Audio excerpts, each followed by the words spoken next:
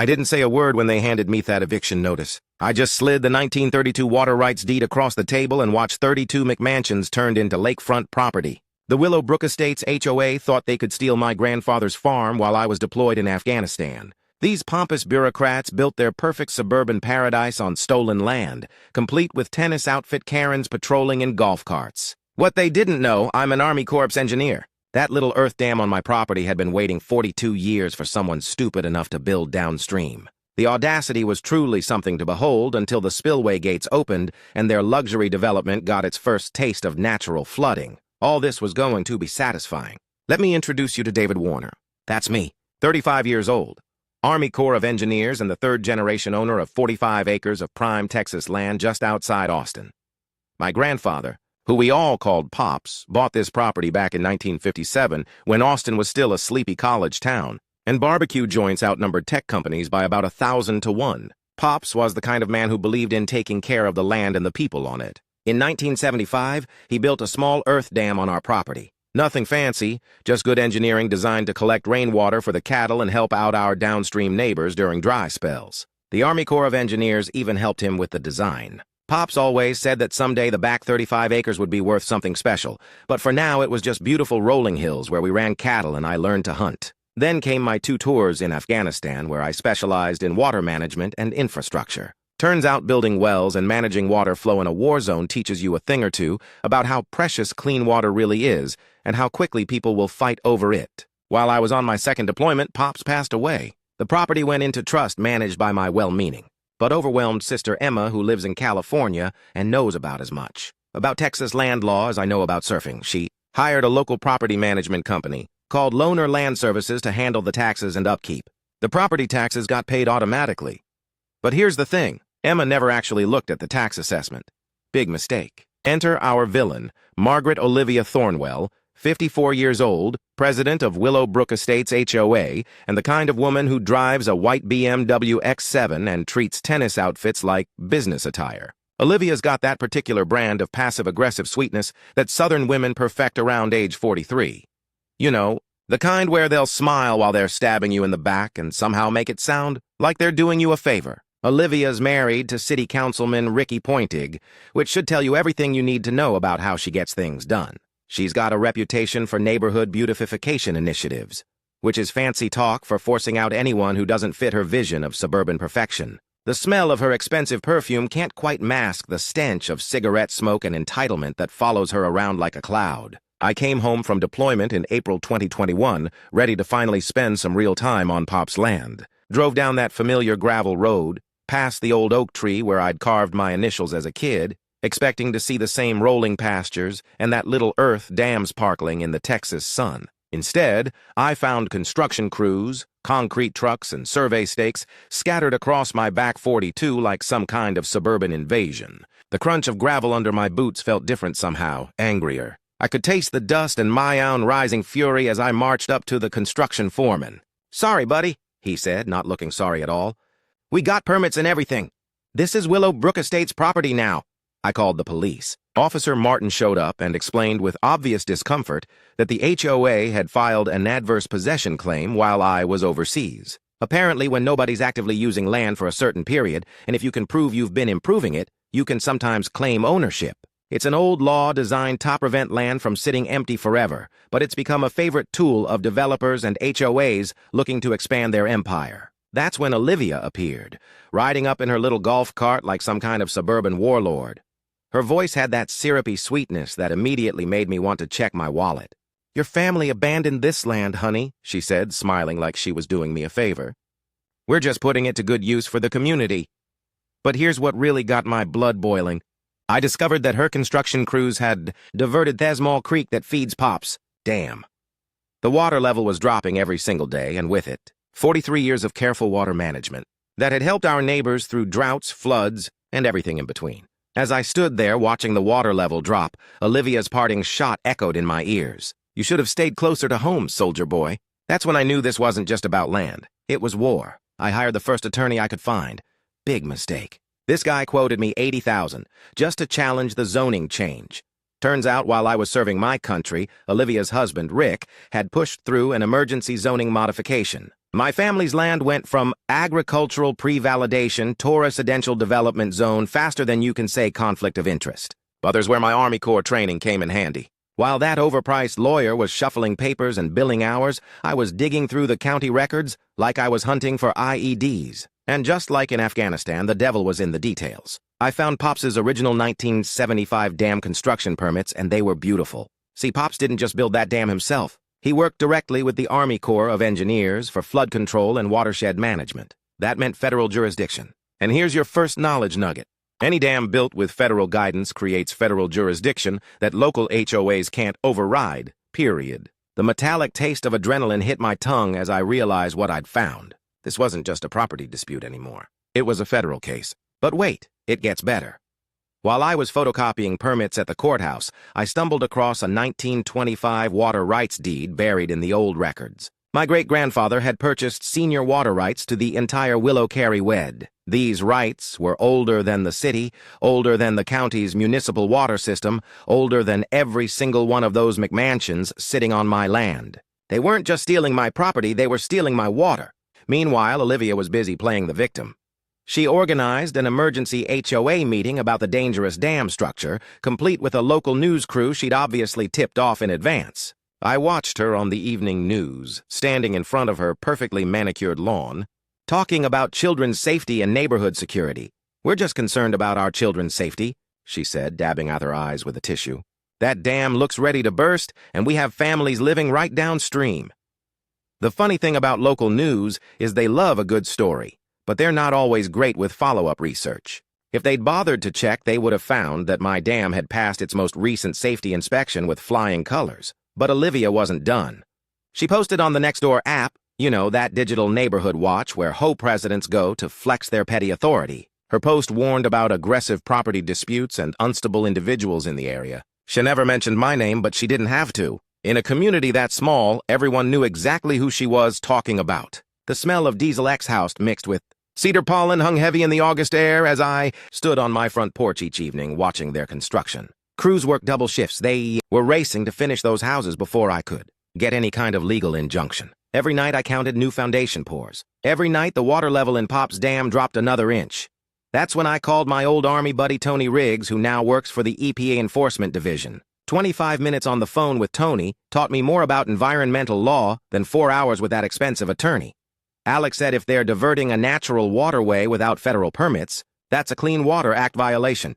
And if your dam has federal jurisdiction, he didn't need to finish the sentence. I started documenting everything. Trail cameras around the property perimeter, time-stamped photos off every water diversion, flow measurements at 3 different points along the creek. My sister Emma called from California, begging me to just take the money and walk away. But this wasn't about money anymore. It was about the crunch of gravel under construction boots that had no business being on my land. It was about the sound of Olivia's heels clicking across courthouse marble during zoning hearings that should never have happened.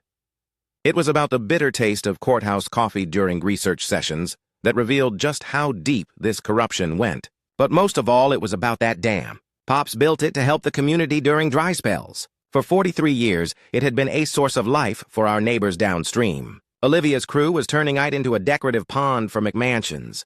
Here's the thing about water rights in Texas. They're older than oil rights, older than mineral rights, and a hell of a lot harder to steal. But you have to know how to fight for them. As I stood there watching another concrete truck rumble past my kitchen window, I realized something important. This wasn't going to be won in a courtroom with expensive lawyers and legal briefs. This was going to be won with engineering. Olivia decided to turn up the heat. She organized what she called a neighborhood safety patrol. 3 HOA board members in matching polo shirts who parked at my property entrance like some kind of suburban checkpoint. They photographed every visitor, wrote down license plates, and filed reports with the sheriff about suspicious activity.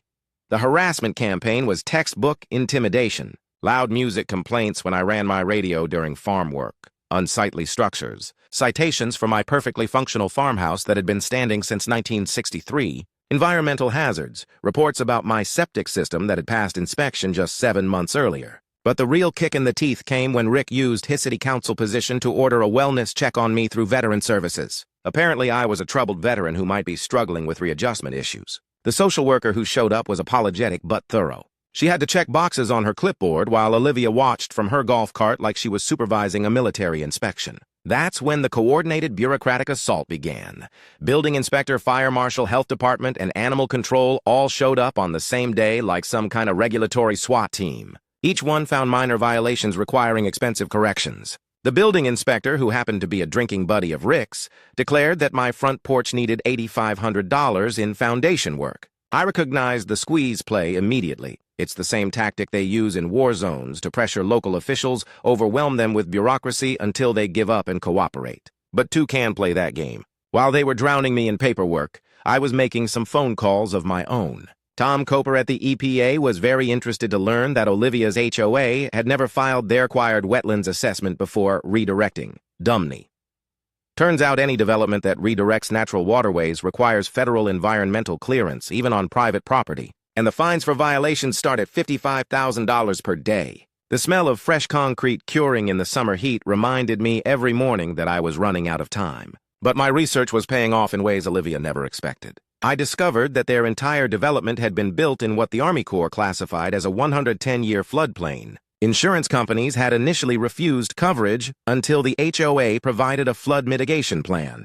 Their solution: permanently divert Dumney away from the new homes and let it flood my property instead. Here's your second knowledge nugget. Insurance fraud in development projects often carries criminal penalties, not just civil ones. When developers lie about flood risks to get coverage, that's federal mail fraud. The deeper I dug, the more I realized this wasn't Olivia's first rodeo. Her previous HOA in Houston had paid a $2.3 million EPA fine for an identical creek diversion scheme. She'd left town just ahead of the federal prosecutors and set up shop here in Austin, looking for new victims. Meanwhile, Olivia was spreading rumors about my mental health and violent tendencies. She hired a private investigator to dig up dirt on my military service and organized a petition demanding the city condemn my property as a public nuisance. "We have children playing in these neighborhoods," she told the local paper. "We can't have unstable individuals threatening our safety."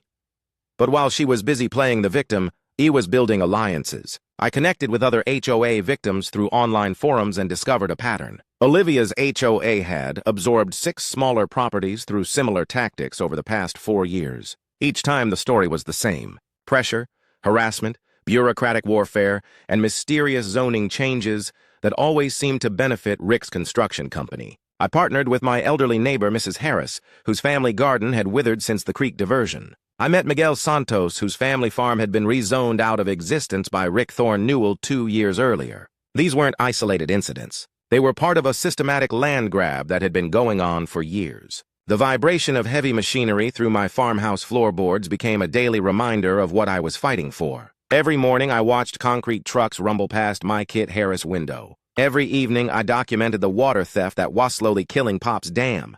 But I was also preparing. I installed water flow meters at the dam outlet and creek diversion points. I calculated the exact volume of water being stolen, 1,300 gall per day, worth $48,000 annually in agricultural water rights. The gritty texture of sand between my fingers as I tested creekbed sediment told the story better than any lawyer could. This wasn't just theft. It was environmental destruction on a massive scale. And then I got the certified letter. The city was planning to seize my property through eminent domain for public safety. The hearing was scheduled in just 3 weeks. Olivia's quote in the paper made her strategy crystal clear. "Sometimes you have to protect the community from itself. Butas."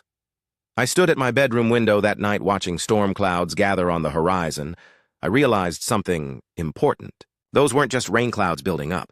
They were opportunity. Olivia went nuclear. Rick fast-tracked an eminent domain hearing scheduled for just 3 weeks out. And suddenly the HOA was offering me $190,000 for property assessed at $880,000. The message was clear. Take the lowball offer or lose everything. The local newspaper ran a hit piece that made me sound like some kind of domestic terrorist. "Troubled Veteran Blocks Community Progress" was the headline, complete with a photo that somehow made me farmhouse look like a crack den and me look like I hadn't slept in weeks.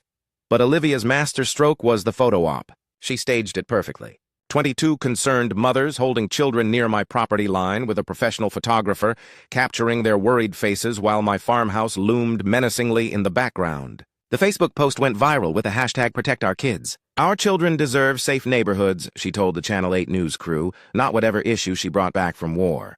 You know what? She was right about one thing. I did bring something back from war. I brought back the ability to recognize when someone's trying to steamroll you with propaganda and the engineering skills to do something about it. Tom Coper called with information that changed everything. The EPA had already opened a federal investigation into Dumney diversions based on my initial complaint. But here's the kicker. Olivia's previous HOA in Houston faced that $2.4 million fine for the exact same scheme. Federal environmental crimes follow individuals even when they move to new jurisdictions. While Olivia was playing the victim on social media, I was discovering that her entire financial house of cards was built on fraud. The HOA's construction loans were tied to inflated property values, and the bank shad required guaranteed water access for loan approval. If those water rights reverted back to me, their rightful owner, the entire development would become financially underwater. The taste of bitter irony wasn't lost on me. They'd stolen my water to make their land valuable, and now their own greed was going to drown them. Olivia's panic was starting to show. She offered me $400,000 cash, no questions asked, 48-hour deadline. When I refused, she flew to California to approach my sister Emma with some sad story about her brother's mental health issues. That backfired spectacularly. Emma might not know Texas land law, but she knows her brother. She called me laughing. Jake, some crazy woman in tennis clothes, just offered to help with my troubled veteran brother. I told her if she contacts our family again, I'm calling the FBI. But while Olivia was busy making enemies, I was making allies. I partnered with environmental lawyer Amanda Cross, who specialized in pro bono water rights cases. Together, we formed a coalition with downstream farmers who'd been affected by the creek diversion. Miguel Santos brought historical documentation showing his family had used creek water for farming since 1888. Mrs. Harris provided photographs of her grandfather's garden from the 1942s, fed by the same creek that was now feeding Olivia's decorative water features. The local Audubon Society was particularly interested to learn that the creek diversion had destroyed critical nesting habitat for several protected bird species. Turns out killing protected wildlife while committing water theft tends to get federal attention real fast. During my nighttime reconnaissance, old habits from the Army, I discovered something beautiful. Pop's Dam wasn't just a simple earthwork structure. The original 1977 design included an emergency spillway system with hydraulic gates that hadn't been opened since 1983. The hollow echo of water flowing through those underground spillway channels during my midnight tests told me everything I needed to know. The mechanism was still functional, and it was designed for exactly this situation. Controlled flooding to restore natural water flow patterns. I calculated the water volume needed to restore Dumney to its original path. 2.7 million gallons. Thaddeum was currently holding 3.2 million gallons thanks to recent rainfall. The math was perfect, but the timing had to be precise. Using my drone for aerial reconnaissance, I mapped the exact locations of those new home foundations relative to the original creek bed. 5 houses were built directly in the historical flood channel. 3 more had basements below the seasonal high water mark. Here's the beautiful part. The construction crews had installed decorative creek beds using concrete and decorative stones. They looked pretty, but they weren't designed to handle actual water flow. Meanwhile, my spillway system was engineered by the Army Corps specifically for flood management. Then Olivia made her biggest mistake. Her crew began installing permanent concrete barriers to completely block the original creek bed. This would make my spillway system useless and permanently destroy the downstream ecosystem. But it also gave me the perfect justification for what I was about to do. The Weather Service was predicting heavy November rains, perfect seasonal cover for emergency dam maintenance. As I stood at those spillway controls at sunset, reading Pop's journal entry about helping neighbors during droughts, the decision crystallized. Time to open the gates. While digging through dusty courthouse records for the 3rd time that week, I found a misfiled document that changed everything. Buried behind a stack of 1979 tax assessments was the original agricultural flood management covenant from Paupe's dam construction. The language was beautiful in its simplicity. Dam operators shall maintain natural seasonal flow patterns to preserve downstream agricultural water rights in perpetuity. This wasn't just permission to manage flooding.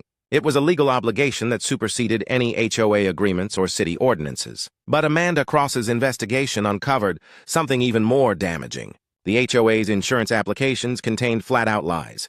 They'd claimed no seasonal flooding, risk and permanent creek diversion approved by all agencies to secure $48 million in coverage. Here's your third knowledge nugget. Insurance fraud in development projects often carries criminal penalties, not just civil ones. When you lie to insurance companies about environmental risks, that's federal mail fraud with mandatory prison time. The deeper we dug, the more the whole scheme unraveled. Ricky Ponting's construction company wasn't just the contractor for the HOA development. He was the primary investor. Every house built on my stolen land put money directly in his pocket. And here's the kicker. He'd never recused himself from a single city council vote that benefited his project.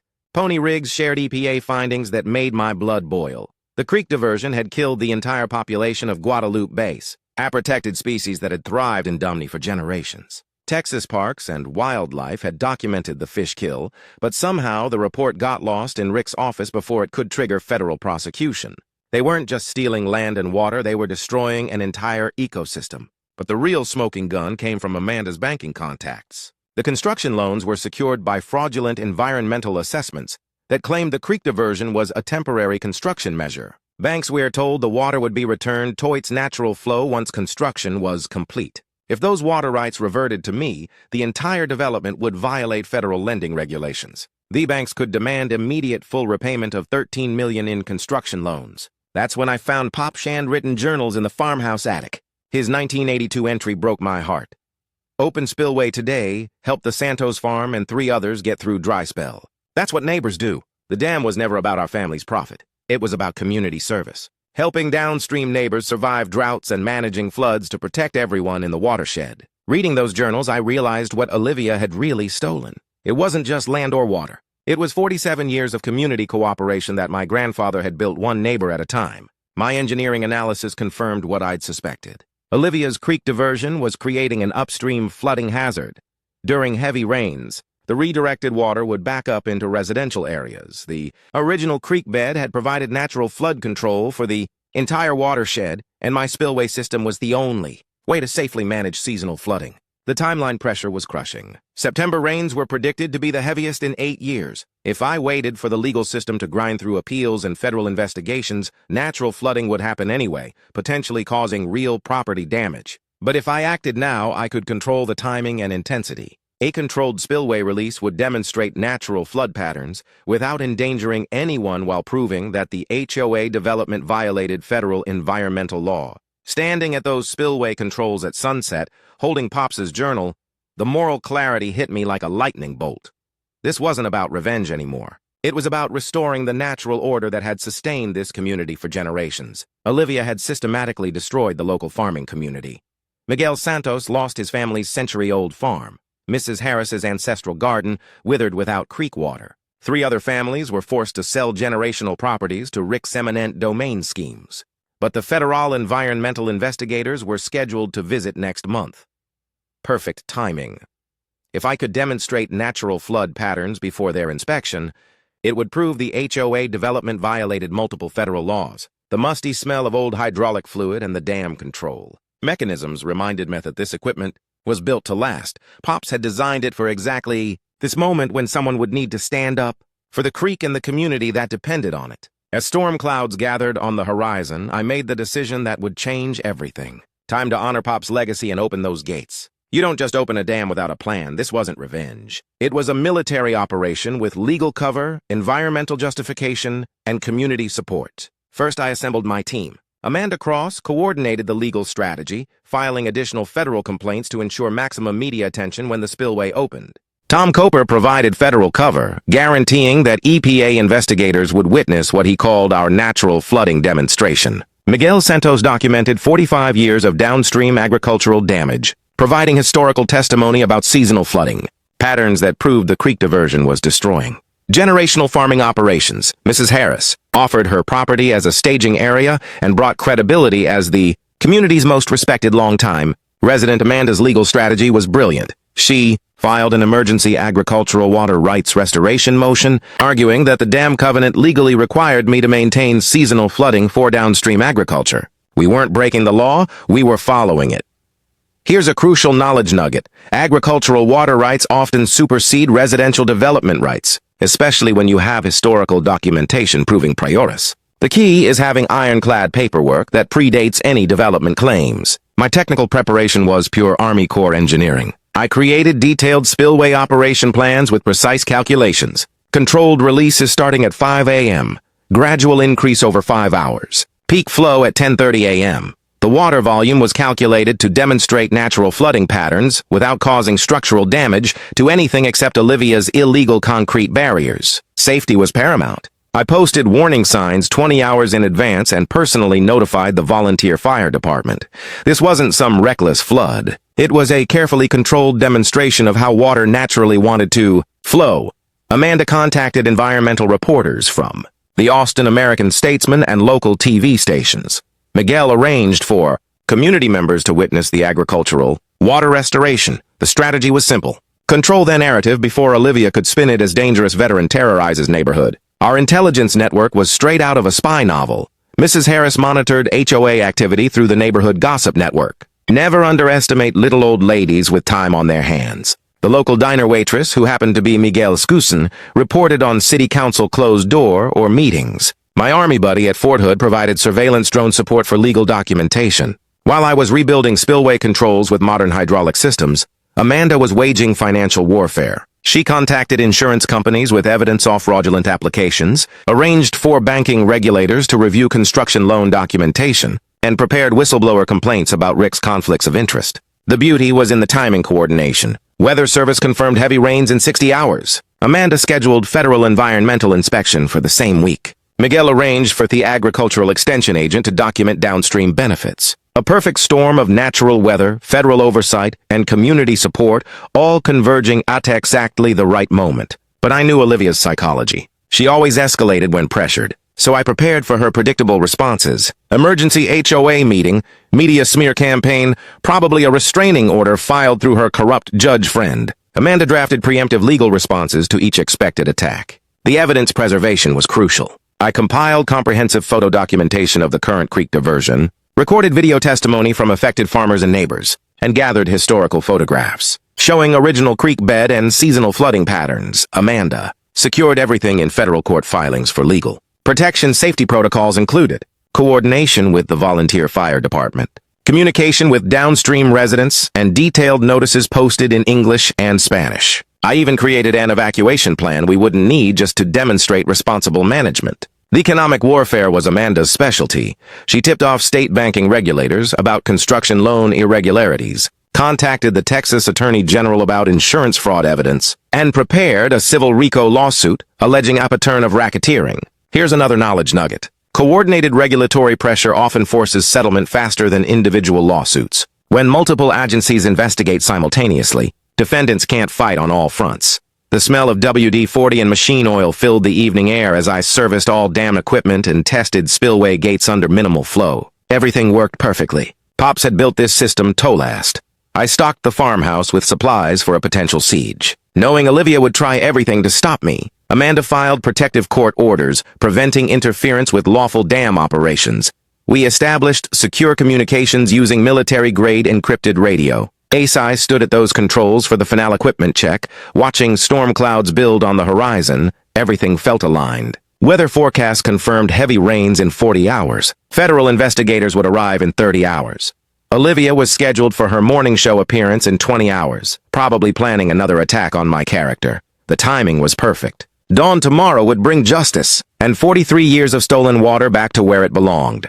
Olivia's desperation reached new levels when she hired private security to patrol my property perimeter. These weren't just rent-to-cops with flashlights. These were the same tactical gear wannabes who work private military contracts and think HOA disputes are combat zone. My trail cameras caught them, red-handed trying to sabotage the spillway control mechanisms at 2 a.m. One genius was caught on video attempting to jam concrete, mix into the hydraulic lines while his buddies served as lookout. Tom Coper had tipped off the sheriff's department, and Deputy Rodriguez was waiting in the shadows when they made their move. The arrest was beautiful. Mr. Tactical Vest claimed they were protecting community infrastructure from an unstable individual. But it's hard to explain why you're carrying a bag of quick-set concrete at 2:30 in the morning. Olivia's media blitz was even more desperate. She appeared on the Austin morning show wearing her Sunday best and speaking in that trembling voice politicians use when they want to look like victims. Veterans need mental health support, not weapons, she told the host, dabbing at her eyes with the tissue. This man learned to use water as a weapon in Afghanistan, and now he's threatening to wash away children's homes. Rick provided expert testimony as a city engineer about catastrophic dam failure risks, conveniently forgetting to mention that my dam had passed every safety inspection for 40 years. But while Olivia was playing victim on television, my surveillance training was paying dividends. I documented every sabotage attempt, every illegal entry, every piece of evidence that would later prove criminal conspiracy. Tom revealed that federal investigators had been wiretapping Rick's office phone as part of an ongoing corruption probe. These people were more desperate than I'd realized. The legal assault came next.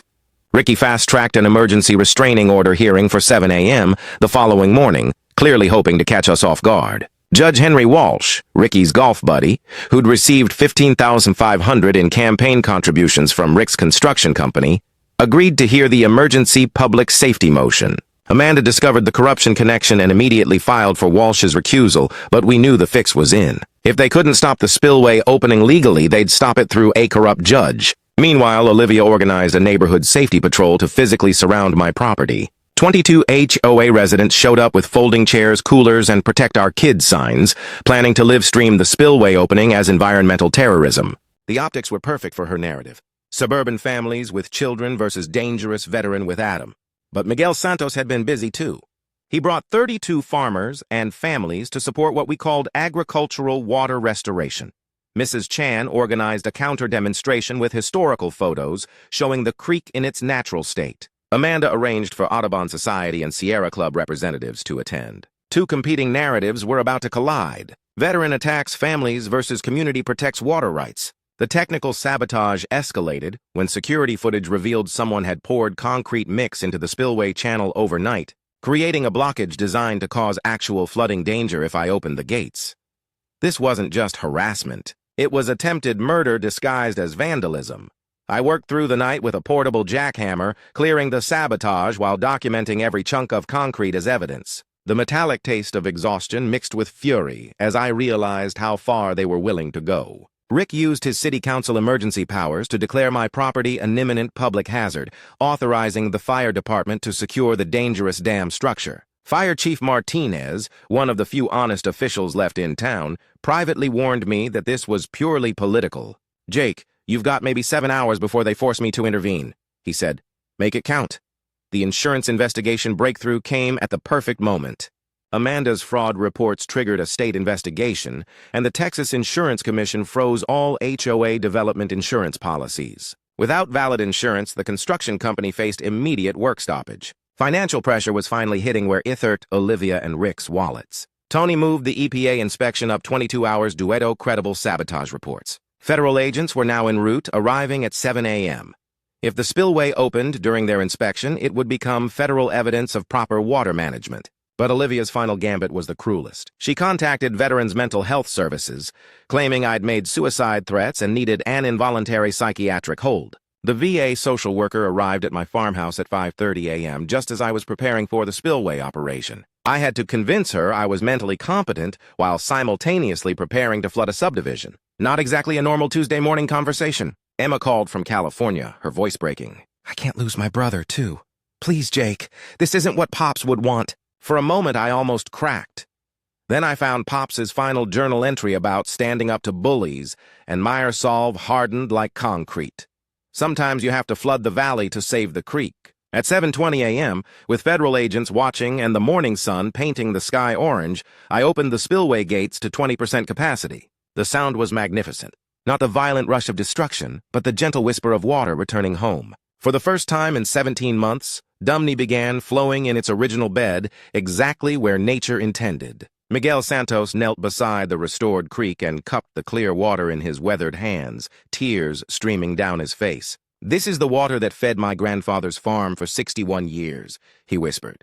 Olivia's reaction was immediate and predictable. She screamed at the federal agents to arrest the terrorist, her carefully composed morning show demeanor cracking like cheap paint. EPA agent Emma Kim calmly explained, "Ma'am, this gentleman has the legal right to operate his agricultural flood control system." But Olivia was live streaming on Facebook, her voice rising to near hysteria. "He's flooding our children's homes. This is what happens when we let unstable veterans have weapons." Except the water wasn't flooding anything. It was flowing exactly where it belonged in the original creek bed that her development had illegally blocked. Local news helicopters circled overhead, broadcasting the spillway operation live. The Austin American-Statesman reporter was interviewing downstream farmers about their restored water access when Olivia tried to hijack the interview. "This veteran is using military training to attack civilians," she shrieked. The reporter, clearly confused, asked, "Ma'am, the water is flowing in the original creek bed. How exactly is this an attack?" You could almost hear Olivia's narrative collapsing in real time. Ricky was frantically calling Judge Walton, screaming into his phone about property values and campaign contributions. "That psycho is destroying millions in property value," he yelled, apparently forgetting that Amanda was recording the conversation from the courthouse steps. "Here's a legal nugget for you. Texas ISO one-party consent state, which means you only need one person's permission to record a phone conversation, and that person can be yourself." The engineering validation was beautiful. EPA agent Kimmy Azured the water flow and confirmed it matched historical seasonal patterns exactly. Tom Coper documented everything. This is how the creek flowed naturally before the 2021 diversion. Federal agencies prioritize natural water flow over development convenience, and we were proving that principle in real time. Mrs. Harris's garden irrigation system, filled for the first time in 18 months. 3 downstream farms reported restored water access to their stock ponds. The local diner owner brought coffee and homemade kolaches to everyone, saying, "My daddy farmed here. This is how it should be." Even some of Olivia's supporters began quietly leaving as they realized no homes were actually flooded. Turns out it's hard to maintain righteous indignation when the disaster you're protesting is just water flowing where water naturally flows. The insurance collapse accelerated when the construction company received a cease and desist order from state investigators. All work stopped on the HOA development pending the fraud investigation. Olivia discovered her own homeowner's insurance might be voided due to fraudulent water access claims. The financial house of cards was collapsing faster than a dam made of playing cards. But Olivia wasn't done fighting. She called Rick in a panic. "Get your trucks down here and block that spillway." Ricky, apparently having learned nothing from the arrest of his security team, sent 3 concrete trucks to accidentally spill their loads across the creek bed. Federal agents immediately arrested the truck drivers for interfering with a federal environmental investigation. Turns out, interfering with federal environmental enforcement is a felony, not a civil matter. The technical success was everything I'd calculated. Water flow stabilized at optimal levels for agricultural and environmental needs, not flooding of residential areas. The creek stayed within its natural banks, exactly as 42 years of seasonal patterns had proven it would. My Army Corps engineering had been perfect. The political fallout was swift. City Councilman Martinez arrived and publicly demanded Rick's immediate resignation. "This corruption has made our city a laughingstock," he announced to the gathered media. "You're done." Federal investigators expanded their probe to include RICO charges for systematic land fraud. Tony told me later. "This is the smoking gun we needed for criminal prosecution." But the sweetest moment came when Olivia realized her $2.4 million investment was now worthless without fraudulent water access. She screamed at me across the creek, "You've destroyed everything. 35 families." My response was calm, measured, and loud enough for every camera to catch. "No, ma'am. I restored everything. Your families can buy water rights legally just like everyone else has to." Olivia stormed off, threatening federal lawsuits that would never materialize. As Miguel's extended family arrived with homemade tamales and cold beer, and Mrs. Harris brought a traditional Chinese tea ceremony to bless the restored creek, I realized something important. This was never about revenge. It was about community. The kind Pops had built one neighbor at a time, one drought at a time, one act of generosity at a time. The media narrative had shifted completely. Environmental groups hailed the spillway operation as a model Forco system restoration. The original veteran, Flood's neighborhood story became community reclaims stolen water. Sometimes the truth flows as naturally as water finding its way home. Judge Walton's courtroom at 3 p.m. was packed tighter than a can of sardines. Media crews, farmers, HOA residents, and federal agents filled every seat with overflow crowds watching through the windows. You could feel the electricity in the air. This wasn't just a legal hearing. It was a community reckoning. Olivia arrived with a 3-piece suit army, high-powered Houston attorneys, expert witnesses, and enough legal firepower to take down a small government. She traded her tennis outfit for a conservative black dress and pearls, playing the role of concerned community leader defending innocent families. I showed up with Amanda wearing a simple button-down shirt and Pop's old cowboy hat. Sometimes the best armor is just being comfortable in your own skin. The gallery was divided like awding gone wrong. HOA supporters on the left clutching their Protect Our Kids signs, foaming community on the right with weathered hands and determined faces. Olivia's attorney opened with dramatic flair, presenting photos of muddy construction sites and claiming $2. $8 million in flood damage from my spillway operation. They wheeled in a psychiatrist who'd never met me, but was happy to diagnose combat revenge fantasies based on newspaper clippings. Your Honor, the attorney declared, gesturing toward me like I was a war criminal. This disturbed veteran is using military engineering knowledge to terrorize innocent families. He's turned water into a weapon of mass destruction.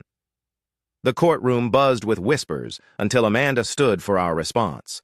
She presented the 1978 Agricultural Flood Management Covenant that legally required seasonal flooding. EPA Agent Kim took the stand and testified that my spillway operation had restored natural water flow patterns without causing any actual property damage. Historical photographs proved current water levels matched 62 years of natural seasonal patterns. Here's your final knowledge nugget.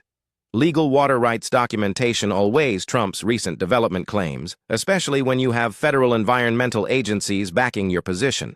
Then Tom Coper took the stand as EPA enforcement officer. His testimony was devastating. The HOA development had violated 3 separate federal environmental laws, committed systematic insurance fraud, and destroyed protected wildlife habitat. Judge Walton squirmed in his seat as federal crimes were detailed in his courtroom. You could see him calculating whether his political loyalty to Ricky E. was worth potential federal prosecution for obstruction of justice. The breaking point came when Amanda called Ricky as a witness. Under oath, he admitted to fast-hacking zoning changes while I was deployed overseas and revealed his financial stake in the construction company. When Amanda played the recorded phone conversation about destroying property values, Ricky exploded. "This is a federal setup," he screamed, storming toward the exit. "We did nothing wrong." His own words captured on audio proved the conspiracy better than any prosecutor could. But the real emotional power came from community testimony. Miguel Santos described 3 generations of farming destroyed by the creek diversion. His voice breaking, Ash talked about his grandfather's dreams dying with the stolen water. Mrs. Chin showed photographs of her family garden, lush and green before the diversion, brown and withered after. Her quiet dignity spoke louder than any legal argument. Fire Chief Carlos Martinez testified that the spillway operation was professionally executed with 0 safety violations. Downstream property owners confirmed their agricultural water access had been fully restored. Then Olivia took the stand for what became her final performance. "He came back from war damaged, Your Honor," she said, pointing at me with trembling fingers. "He's taking revenge on innocent families using psychological warfare against children." She claimed I'd threatened her safety and described the spillway operation, ACE environmental terrorism designed to destroy property values and traumatize residents. When Amanda called me to testify, the courtroom went silent. I presented Pop's journals, documenting 40 years of community water sharing, explained my Army Corps engineering calculations, and spoke directly to Judge Walton. "Your Honor, I didn't flood anybody. I restored a creek that was stolen from my family in this community for 45 years. The mic drop moment came when Amanda presented final evidence documentation of Olivia's Houston HOA paying $2.5 million in EPA fines for an identical creek diversion scheme. The federal prosecutor stood and announced a criminal investigation into interstate water fraud conspiracy. The courtroom erupted as the scope of the corruption became clear. Judge Walton had no choice. He denied all restraining order requests, ruled that my spillway operation was legal and beneficial, and ordered the HOA to cease all interference with federal environmental investigations. His warning to Ricky I. was pointed. This court will not obstruct lawful federal environmental enforcement. As federal agents escorted Ricky I. from the courthouse while banking investigators served additional warrants, Olivia found herself surrounded by reporters with nowhere to hide. She refused all comment and sped away in her BMW, probably already calling moving companies. I merged to cheering crowds of farmers, environmentalists, and curious townspeople who'd witnessed justice flowing as naturally as water finding its way home. Amanda announced the federal RICO investigation at an impromptu press conference, while Miguel thanked me on behalf of every affected family. My statement was simple. This was never about revenge. It was about doing right by the land and the people who depend on it. 5 months later, justice flowed as naturally as the restored creek. Ricky Thornwell pleaded guilty to federal conspiracy charges and got 4 years in federal prison. Olivia faced $8.8 million in civil penalties and filed for bankruptcy faster than water rushing through an open spillway. The construction company paid $11 million in EPA fines and got banned from all federal contract work. The HOA dissolved completely, and residents formed a new community association focused on environmental stewardship instead of suburban tyranny. My property value restored to $1.3 million after the federal environmental designation made it more valuable than any suburban development could. The $350,000 settlement from the insurance fraud investigation went to a good cause. He bought Miguel's family farm at tax auction and returned it to him debt-free. Environmental restoration often increases property values more than development ever could. The community transformation was the real victory. Their stored creek now attracts eco-tourism, kayaking, birdwatching, and fishing where McMansions were supposed to stand. Mrs. Chin's garden became a demonstration site for sustainable agriculture, and 3 downstream farms reported their best crop yields in a decade. The local diner became unofficial headquarters for the Willow Creek Restoration Association, where farmers and environmentalists planned the next fight against corporate water theft. The environmental success exceeded every expectation. Protected Guadalupe populations recovered to pre-diversion levels within 3 months. The Audubon Society documented 11 bird species returning to restored wetland habitat. Texas parks and wildlife designated the creek as a critical wildlife corridor, ensuring permanent protection. My spillway operation became a case study in the Army Corps of Engineers training manual. Sometimes the best revenge is just doing your job correctly. Personally, I found peace I didn't know I was missing. I renovated Pop's farmhouse using sustainable construction techniques, and Emma moved back from California to help manage our growing agurism business. Amanda and I. Well, let's just say fighting environmental crime together creates a pretty strong bond. The ripple effects spread across Texas like water finding new channels. Environmental groups use the Dumney model to challenge illegal diversion statewide. Federal agencies cite our case in new water rights enforcement guidelines. I've become an unofficial consultant for communities fighting HOA overreach, and the phone rings constantly. We established the Pops Morrison Environmental Scholarship for rural students studying water management. Miguel's daughter, Maria, was the first recipient, and she's now studying environmental engineering at UT Austin. She wants to protect watersheds across Texas from people like Olivia. The annual Creek Days Festival celebrates restoration and community resilience with local food, environmental education, and veteran support services. We raised money for a water rights legal defense fund that's already helped 6 other communities fight back against corporate theft. My favorite part: kids swimming in the creek where homes were supposed to be built, splashing in water that flows free because a community stood together. Every Sunday I visit Pop's grave and bring creek water in Amazon jar, just like he used to do when he checked the flow after heavy rains. Thanks, Pops, I tell him. The creek's singing again, just like you said it would. The Legacy Project ensures this victory lasts forever. The Dumney Conservation Trust now owns development rights to the entire watershed, creating a permanent buffer zone that prevents future commercial development. No one will ever steal this water again. But there's the beautiful twist. Olivia's Houston HOA faced federal RICO prosecution based on our case. 5 families across 3 states filed similar water rights restoration lawsuits. What started as one veterans fight became a movement for environmental justice nationwide. From my porch each evening, watching that creek flow exactly where it belongs, I'm reminded that some fights are worth everything you've got. Sometimes you have to flood the valley to save the creek, but you don't do it alone. You do it with your community, your neighbors, and people who believe clean water belongs to everyone, not just whoever has the best lawyers and the most corrupt city council connections. If you're fighting HOA overreach, environmental destruction, or bureaucratic bullying, don't give up. Document everything. Find allies. And remember, the law is on your side when you're protecting the land for future generations. Drop a comment and tell me your HOA nightmare story. I read every single one and reply when I can, because these fights are easier when we support each other. Hit subscribe if you want more stories about communities fighting back against corruption and winning. And remember, your voice matters, your vote matters, and your creek matters too. Next week, I'm telling you about Thessity that tried to steal my neighbor's solar farm, so she cut power to City Hall during the mayor's wedding reception. That's a story about a different kind of power and how one engineer turned the lights out on municipal corruption. Water finds a way. Justice finds a way, and communities that fight together win together. Willow Creek flows free, y'all, and it always will.